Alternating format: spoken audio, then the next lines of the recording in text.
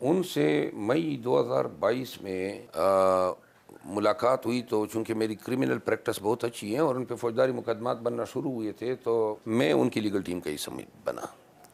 جتنا جو ہے ان کے ساتھ انٹریکشن ہوتا گیا، تو تب مجھے ان کے خواص کا پتہ چلا کہ یہ پنجگانہ نمازی ہے. اور میں نے ہمیشہ ہماری بات چیت تہجد کے وقت ہوا کرتی تھی، کیونکہ یہ تہجد کی نماز پڑھتا تھا. اس میں انٹیلیجنس کی ذہانت، متانت، اور جو دو خوبیاں ہم میں کامن ہے، وہ ایگریسو رہتا ہے، وہ ناک پہ مکھی بیٹھنے نہیں دیتا ہے. اور دوسری جو خوبی ہیں وہ یہ ہیں کہ خان صاحب جو ہیں وہ اس کو بندوں کی پرکھ بہت زیادہ ہے.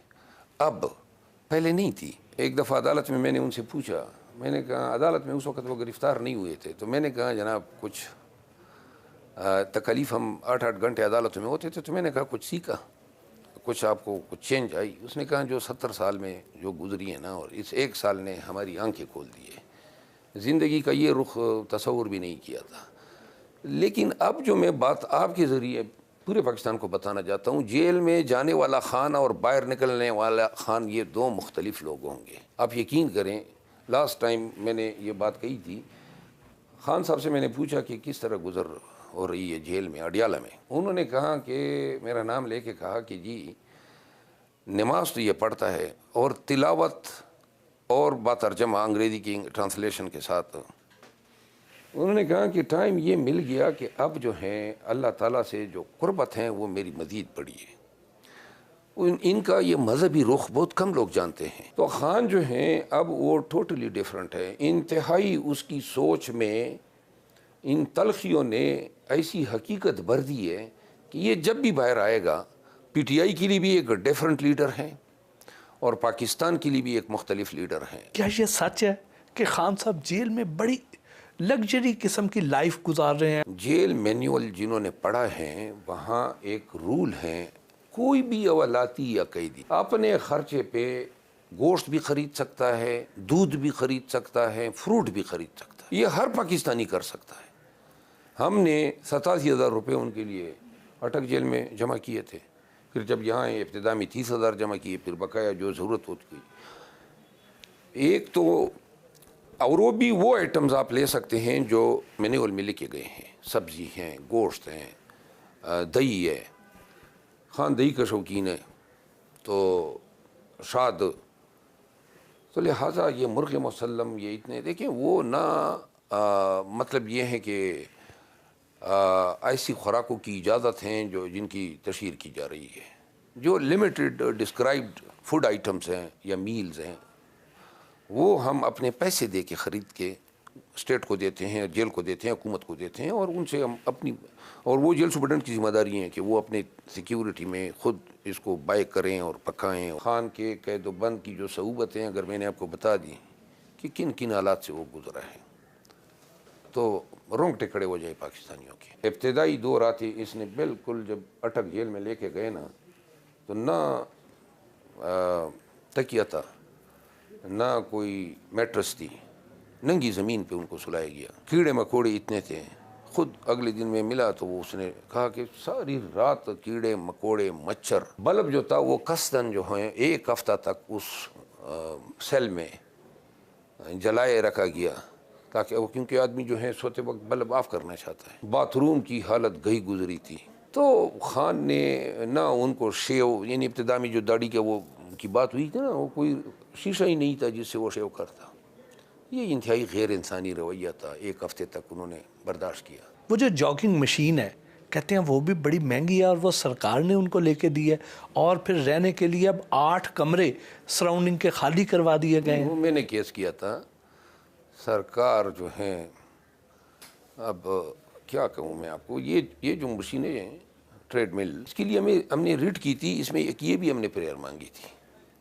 تو کورٹ کے حکم پہ یہ ٹریڈ مل جو ہیں وہ بنی گالہ سے میں نے گاڑی بھیجی بنی گالہ کو، اور وہ منگوائی، اور پھر وہ بعد میں ان کو ڈیلیور ہوئی. خان کی اپنی یہ تھی جو بنی گالہ میں پڑی ہوئی تھی. مخالفین پہلے تو کہا کرتے تھے کہ خان صاحب ڈرگز لیتے ہیں اور یہ جیل میں 1 رات بھی نہیں گزار سکیں گے، اور اب ان کا کہنا یہ ہے کہ جیل کا عملہ جو ہے وہ خان صاحب کو خفیہ طور پہ اندر ڈرگ سپلائی کر دیتا ہے، اس لیے وہ وہاں پہ سروائیو کر رہے ہیں. آپ کیا کہتے ہیں؟ جیل تو سارا انہی کی تعویل میں ہے، کسی کی مجال ہے کہ وہاں پہ چڑیا پر مار سکیں.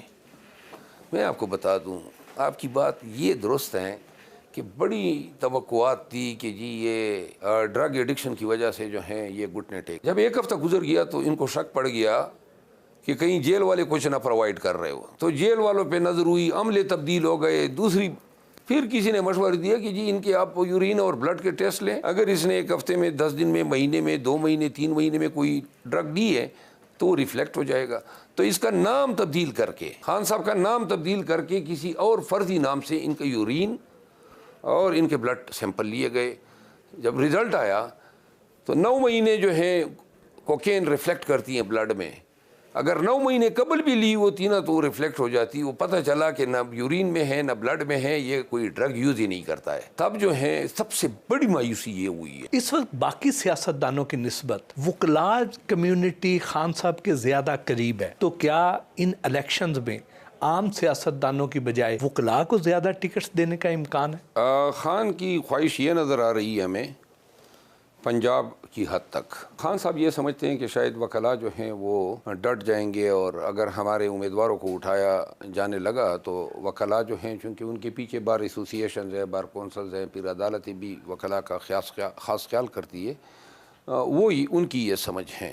میری ذاتی سمجھ یہ ہے کہ میں تو یہ سمجھتا ہوں کہ وکلاء نے قوم کو بھی مایوس کیا ہے، اور میرا خیال ہے یہی وقت تھا کہ وکلاء جو ہیں رول آف لا کے ساتھ اٹھ کھڑے ہوتے ہیں. یہی وقت تھا، اور یہ بنیادی کام ہے وکلاء کا. بار ایسوسییشن جو ہیں اپنے اضلاع، تحصیلوں، ٹاؤنز، بڑے شہروں میں اپنے لوگوں کے حقوق کے نگہبان ہوتے ہیں.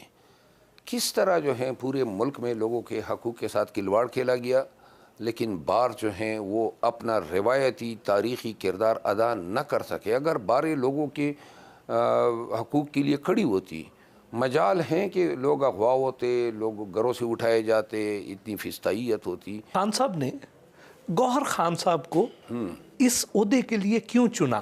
کیا وہ فرنٹ پہ آ کے پارٹی کو لیڈ کر سکیں گے جس طرح خان صاحب کیا کرتے تھے؟ جو مجھے ذاتی طور پہ نظر آ رہے ہیں 2-3 وجوہات جس نے شاید خان کو جو ہیں وہ اس پہ مائل کیا. وہ نمبر 1 یہ ہیں کہ گور خان ہماری ٹیم میں سب سے زیادہ برداشت والا آدمی ہے، تحمل رکھتا ہے، سافٹ سپوکن ہے، امریکہ سے پڑھا لکھا ہے، بیرسٹر ہیں، UK سے پڑھا ہے، اور بڑا اچھا فیملی بیک گراؤنڈ ہے.